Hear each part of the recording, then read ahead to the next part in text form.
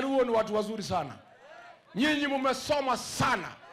Mumekula samaki, akili yenu iko juu zaidi. Na nyinyi mko na maprofesa na madaktari. Lakini mimi ni rafiki yenu. Nataka nimwambie nyinyi, huyu Kasongo ana shida huko kwenu vile alikuwa na shida hapa. Alikuja hapa akatudanganya na Biblia. Alikuwa anaiba nyimbo zetu. Alikuwa hata anaongea Kikuyu, akatuweka kwa box. Tukampatia kula milioni 4, akatupiga teke. Nyinyi Wajaluo, huyu Kasongo akimalizana na nyinyi mtakuja kuniambia. Juzi ameiba hoteli ya Rafael Tuju, Mjaluo kutoka huko Siaya. Jana usiku Rafael Tuju ametekwa nyara, wanataka kumuua. Sasa niulize nyinyi Wajaluo, huyu Kasongo ameumiza watu ya mlima mkiona? Sisi tumempatia kula milioni 4, nyinyi mundu kwa kula 1.5. Mkipatia ya kura atakuja kuumiza nyinyi.